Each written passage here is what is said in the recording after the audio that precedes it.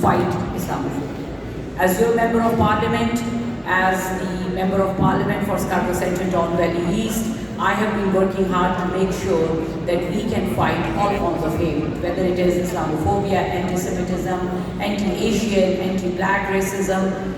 We have to build a Canada where everyone feels part of it and everyone can be successful.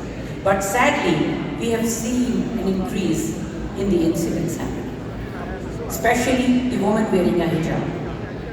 As a Muslim woman representing community over 120,000 people, I was the first one to wear a hijab in the House of Commons back in 2018. And at that time, there was a lot of conversation that, oh, she's wearing hijab, will she be able to represent? And what I told my constituents after that, while I was canvassing for 2019 election, that is the same person. My desire to help the community doesn't change whether I wear a hijab or not, but I was targeted because I was the first one, and we have to break these walls.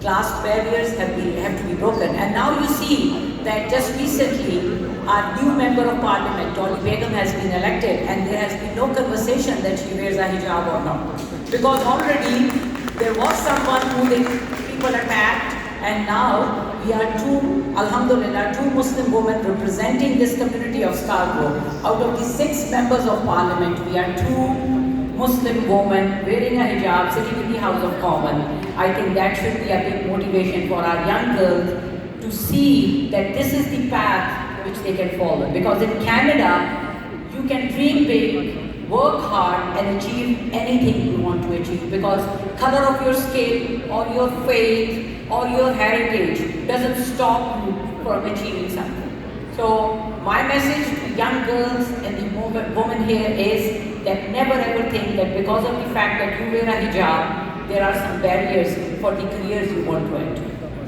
Representation matters. It's really very important that we have people who can represent this community. So for you all, it's important that you educate the community that why they should go out and vote in whether it is a federal, provincial or municipal election, because the representatives you elect make laws which affect you every day. So that's why representation matters. And this community of Scarborough has come a long way. While back in 2014 when I was canvassing, no one ever thought. A lot of people said to me, do you really think that a Muslim woman can be elected as a Member of Parliament? So we have done that. We have done that once, we have done it twice. And out of like 6 members, we have 2 Muslim women representing the people of Scarborough. That's the diversity of Scarborough.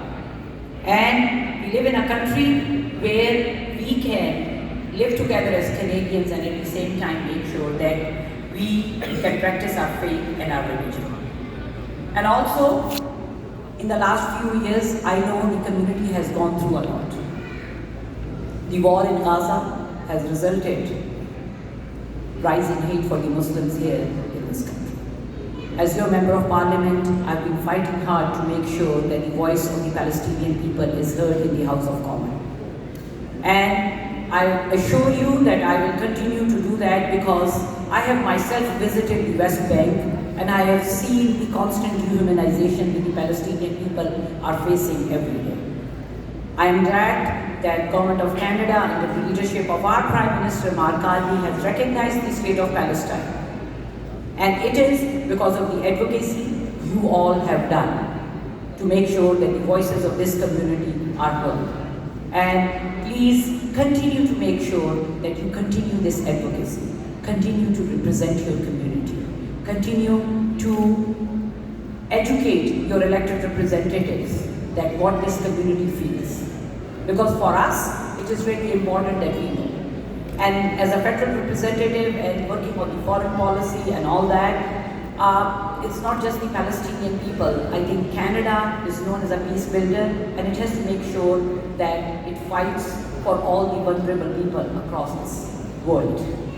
A lot of wars and natural disasters have resulted in displacement of many Muslims.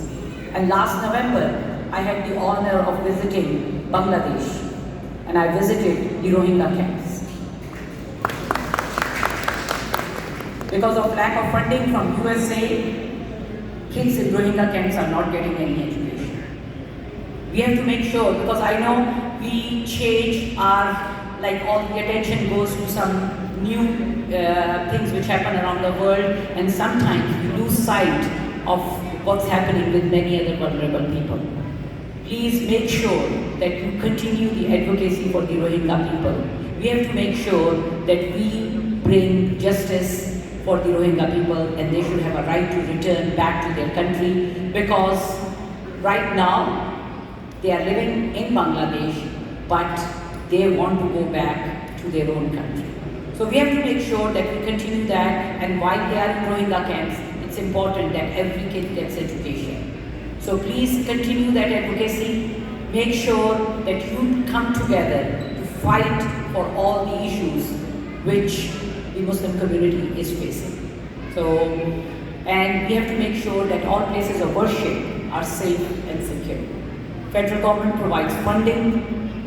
Please, if you need any help for any of the religious institution you are part of, please have a look, and if you need help, approach your local member of parliament to make sure that you utilize that funding to make sure that these places of worship are safe and secure.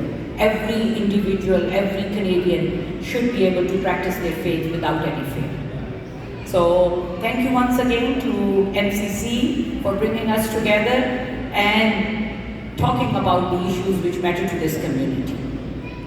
Thanks once again. I hope all of you will have a great convention today.